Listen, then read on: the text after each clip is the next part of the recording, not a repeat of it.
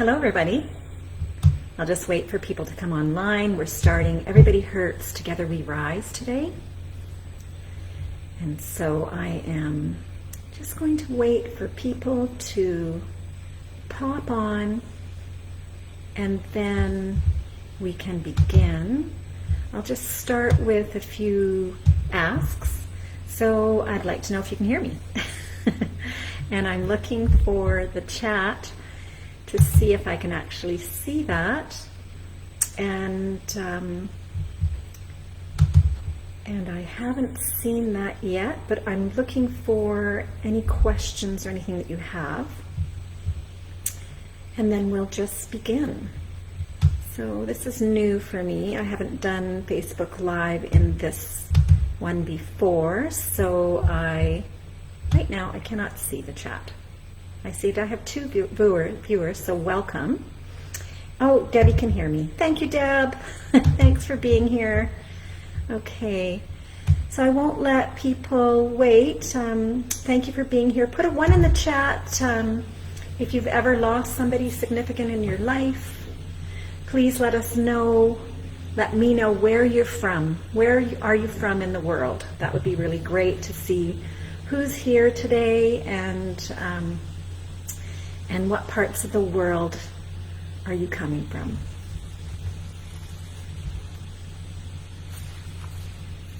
And then I'll begin.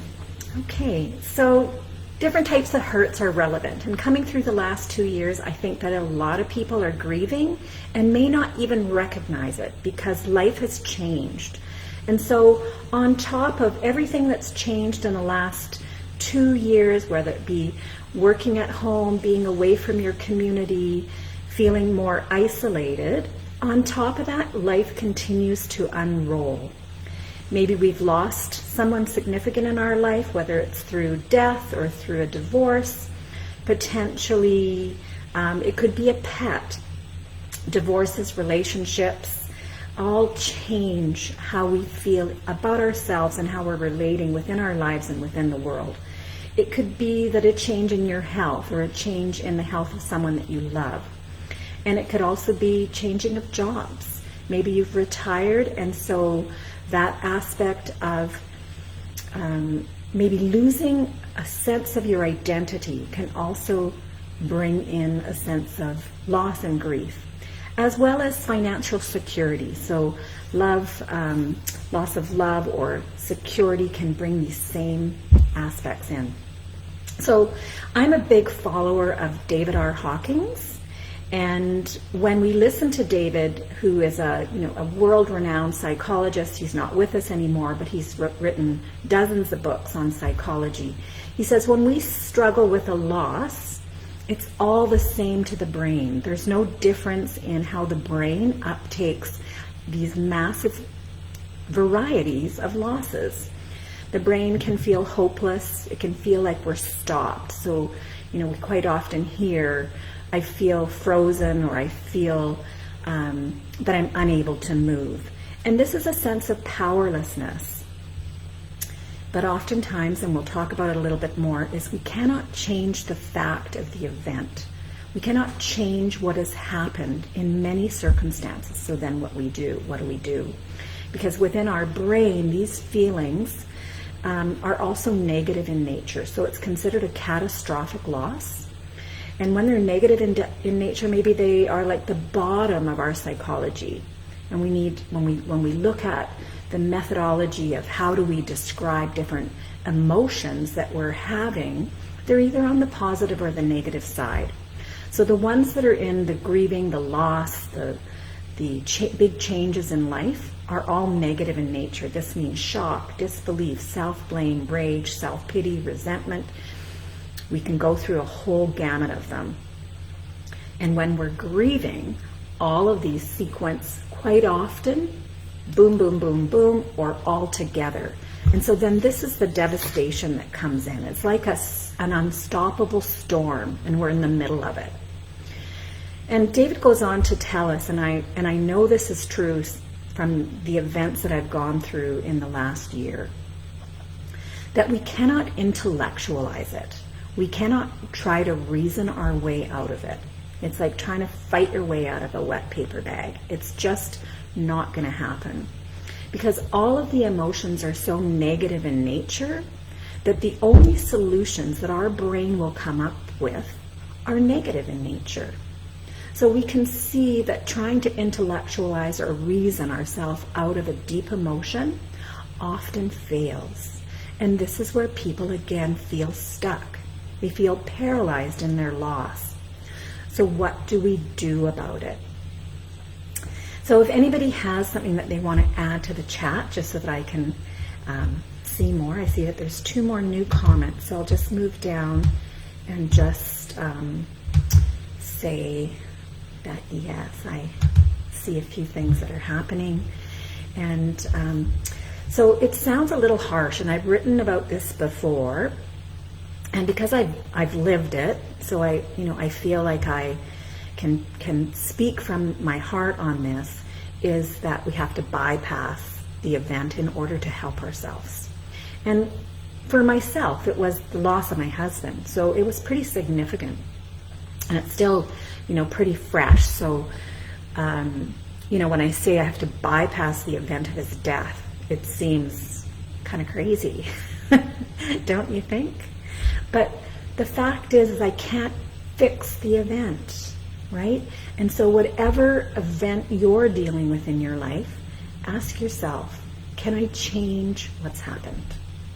Do I have control over something that's behind me? And if the answer is no, then with a hand over my heart, I'm saying we have to bypass the event, because it's not the event itself, but the way that we feel about the event that's causing you pain. So it's the way that you feel about the event that's causing the pain. Put a 1 in the chat if you think that that sounds okay to you. And so the emotional reaction to the event can be our attitude, it can be our beliefs, it can be our way in the world, it can be the label that we've lost. I'm no longer a wife, I'm no longer married. So what does that mean for me when that's been my identity for so long, right? Your emotions can be like a runaway train, and you're in front of that train. So just imagine being in front of a train and trying to stop it, right? So trying to escape the event is like trying to escape that runaway train. A herd of wild buffalo. Imagine being in a hurricane. It's nothing that we can actually change. And so we have to move forward. And that's an interesting comment. So thank you for saying that, because it gives me insight into what we call a meta program that's running inside your brain. And moving forward is actually a positive expression of looking forward to something. But not everyone thinks that moving forward is the way to go. Half of the world brains think that stepping back is their way to the next step in their life. So, for example, if I move into that a little bit deeper, moving forward has a bit of excitement attached to it. It means that you're looking towards something that is pleasant. Like, for example, if you're going to go to a family reunion and you think, oh, I want to lose weight. I'm looking forward to seeing everybody and I want to look great. However, someone else might think, I need to lose weight because I'm worried about what people might say if they see me and I've gained a little bit weight. So that is the difference in a meta program that's running inside your brain. Some people move forward and other people step back. Stepping back means that they're stepping away from something they're afraid of. So, for example, they might want to lose weight because they're afraid of diabetes, or they're concerned with their health, or maybe they grew up in a family that struggles with obesity. And so again, this health aspect is about stepping back. So either way is completely fine. There's no right or there's no wrong, but understanding the language. And this is where we can trip ourselves up when we're having a conversation with someone who's moving through something like grief. And as we talk, we speak in our own language, but that might not always resonate with someone's brain. And so by asking a few questions ahead of time, we can see which model they're using, and then we adopt their model. What happens when we use our own language, their brain may resist, or will resist, most likely, if we use the wrong model. And so if we ask someone to step forward and they say, there is no way that I'm stepping forward, that is a frightening thing for them. So just to bring that little bit of thing into play. So this is why I ask for, in essence, I'm asking for your brain's commitment that if I said something, does it feel okay to you? And then from there, I can move into the next step. So moving back and doing a little bit of review, when we have a significant event in our life, like grief, losing a job, change in financial situation, the loss of a pet, the loss of a friend, a divorce, these are considered large life events, and they impact us emotionally. And within our brain, there's no differentiation in how that works. It creates a sense of overwhelm, stopped, paralyzation, confusion, and from there, we may feel overwhelmed and not sure how to move forward or step back from that event. The event itself, in many cases, cannot be changed. So finding a solution within your mind to do with the event itself is often seems logical, but less productive. And so we must bypass the event. It is the emotions that are connected to the event that is causing the pain. And so now we are at that emotional bypass in order to help ourselves. So the emotions itself are labeled, right? We might feel overwhelmed. We might feel anger. We might feel rage. We might feel not accepting. We might feel, angry at the person that has even died, that this has impacted you. So there's all these emotions that are like standing in front of a runaway train. So now we're going to move a little bit deeper. So an emotion, and this is now scientific, this is not me, are simply energy. So we have the event, we have the emotions connected to the event, and now we have the energy of the emotion. When we look at kinesiology, when we look at David R. Hawking's Power versus Force, he labels them all in a chronological order of how much energy is available to us, usable energy available for our body, for running our heart, our respiration, our body temperature, our metabolism, our ability to digest food, our ability to get up in the morning, to walk, to brush our teeth, and actually to engage with others, right? And say we have 100%, so it's like a bank account. We have $100 in our bank account. When we get below, say, $20, which is maybe not the best analogy, but anyway, when we get below that tipping point, that teeter-totter between negative and positive emotions, it sits at about, I'm going to rewind, I'm sorry about that, guys, but say we have 1,000 points to deal with, because it goes from 1 to 1,000. Everybody following me, put a 1 in the chat. So if every emotion has a certain amount of energy for us to expend, on the high side, we have 1,000 little points of energy.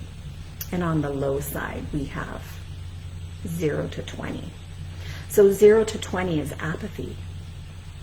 This is someone who's feeling extremely depressed. They're not getting out of bed in the morning. They've lost their will to live. And you can see how close this is to stopping your heart. So you have 20 little points of energy, just enough to keep your heart beating, but not enough to do much else. You're pretty paralyzed at this point. Everyone can build upon each other. And I didn't bring the reference points in front of me, but I know that grief sits at around 50. So you can see out of 1,000 points of energy, 50 is pretty darn low, right? You don't have a lot of energy to expend, not a lot of energy to eat, not a lot of energy to talk. There just isn't much that you can give because your resources are so minimal. Okay? And so when you're in the deep stages of grief, like I say, treading in deep water, just trying to keep your head above water, this is that feeling of almost drowning. And this is the devastation of grief. And it's at 50. When we get a little bit higher up, even anger has more power, right? It's like boom. So you can see the energy is greater. So again, as we rise out of grief, we can actually use these as stepping stones. However, we don't reach a sense of internal balance till we reach about 200. 200 points of energy is that tipping point between negativity and positivity. So let's go into the actual releasing of the energy. So this is the neuroscience behind releasing energy. When we look at how the brain downloads our information from the world, it downloads it through our senses. So what we see, smell, taste, hear, feel emotionally and kinesthetically. So emotions and tactile feel, what we touch, warmth, textures, all those kinds of things. So we download that sensory expression of the world. And this is how your brain stores the information. It doesn't store grief. It stores a sensory expression of grief. So any emotion that you're feeling, let's talk about anxiety. Anxiety is one of the biggest, it's actually the number one, believe it or not, mental illness in the world right now. Anxiety has now been labeled a mental illness, and it's the biggest impactor of humanity today. So if you ever have experienced anxiety, please put a 1 in the chat. And if you're feeling anxious now, maybe put a 2 in the chat. Or if there's any other emotions that you're experiencing right now, or that you deal with on more than a couple of times a week, maybe enter that in the chat, and we can actually personalize your experience. So let's try that now.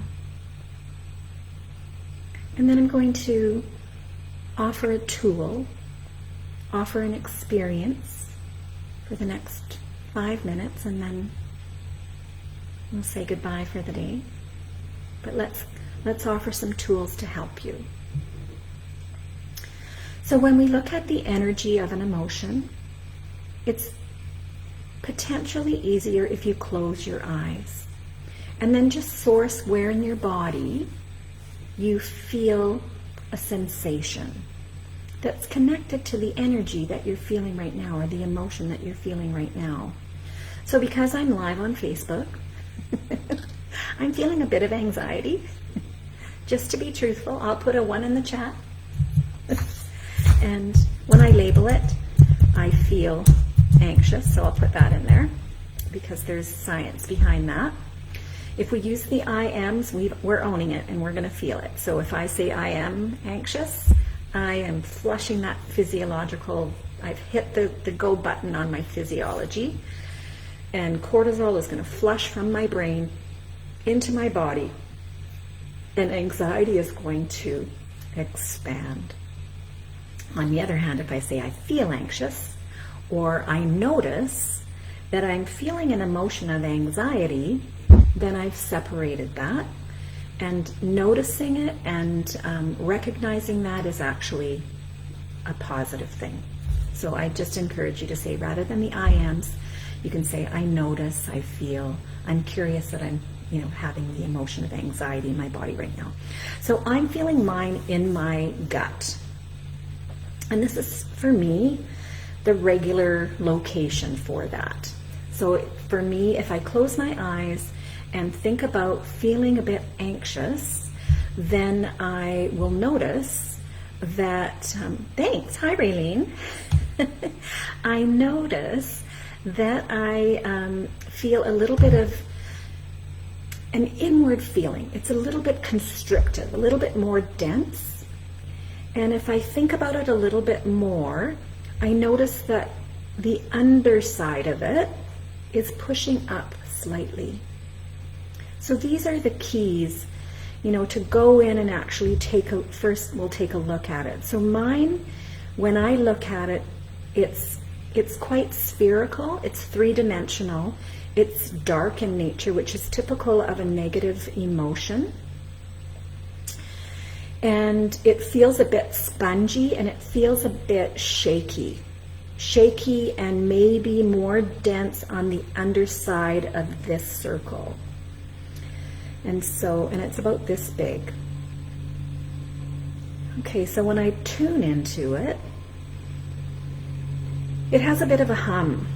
It has a bit of a hum. That's not my computer. Just a little joke there. But I can feel that it's kind of got this little bit of vibration, this little bit of this low humming feeling. It seems a bit ominous. It's a lower sound, has a bit of caution in there. And then when I lean in and I smell it,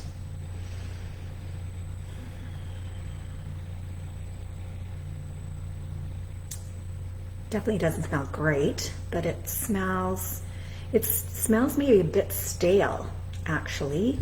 It smells a little bit dank, if that's a word. And then tasting it, it tastes a little bit bitter. And now what I'm going to go in is in my mind's eye, we can do absolutely anything. So I'm actually going to reach in with my right hand and I'm going to scoop that thing out of my belly. And you can see how I take a deep breath because even that's a release. So when I actually feel it, it's a bit warm. It's actually heavy. And I can balance it in my hand, in the palm of my hand. And it is kind of tingling a little bit. The texture is a bit gooey, a little bit sticky. So if I go around it and pat it, it feels kind of spongy, but a bit tacky.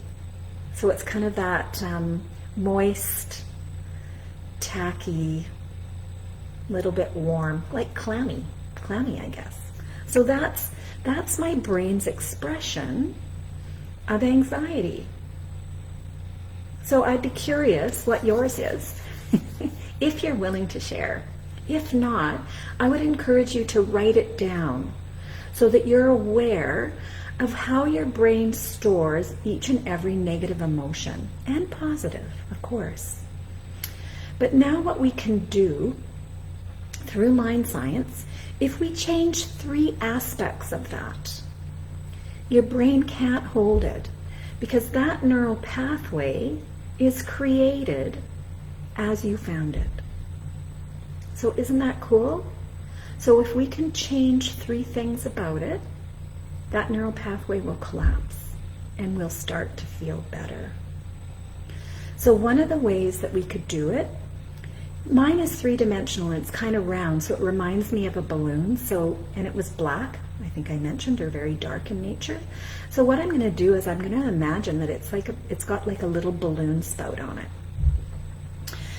And because your brain is so imaginative, you can do that. So I'm actually going to blow mine up like I would a red balloon. So now, because I've mentioned red, my brain associates red, and I'm going to start to blow it up. So I can see this thing expand. So I'm actually changing the size of it, aren't I? And I'm changing the density as well because I'm adding air to it. And so, you can imagine those molecules start to get more diffuse. And then as well, because the air that I'm exhaling is a different temperature from what this orb was, I'm beginning to change the temperature of it. So there I've changed 3 things.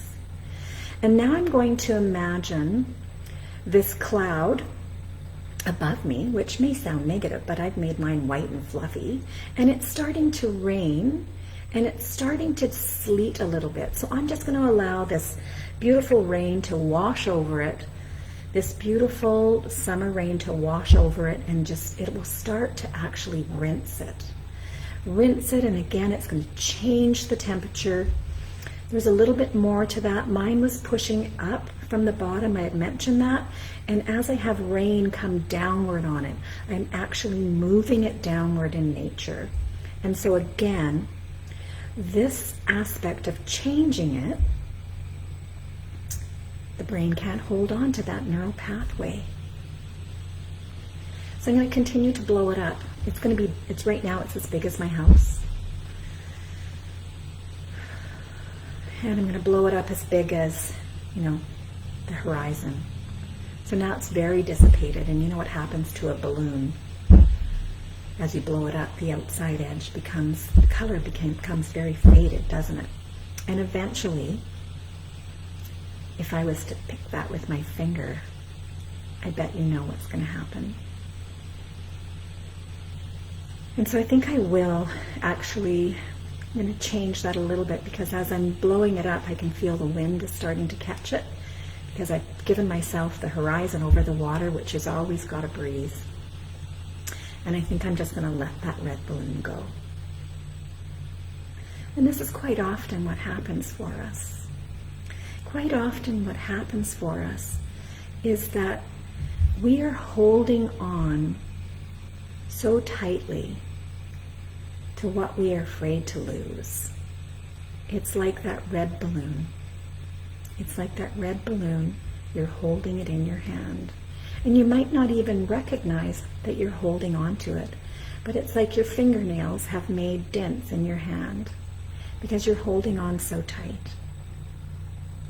But all you have to do is you have to take your other hand, pull the string out from that balloon, and let it go.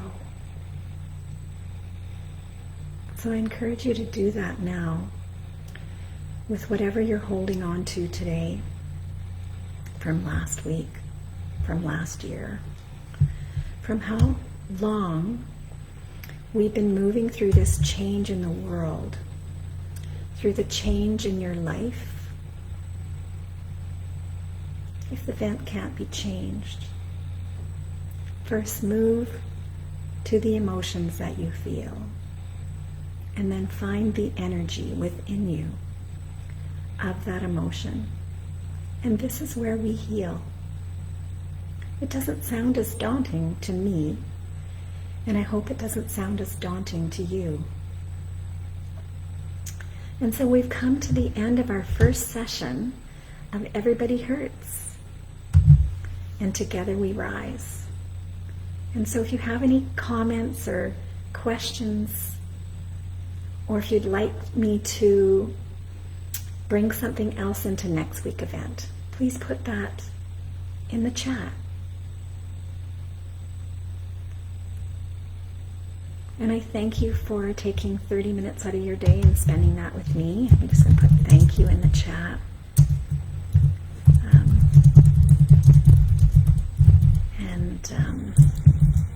And I honor your time, and I'm grateful for you being here. So we're coming to the end of today's session, and so with gratitude, I'm going to say goodbye, And I hope to see you next week. And again, thank you for supporting me. And I hope today's session brought some insight into how we can feel our emotional pain in a different way and how we can actually heal ourselves. So, bye now. Thanks again. And I'll just put a little gratitude there.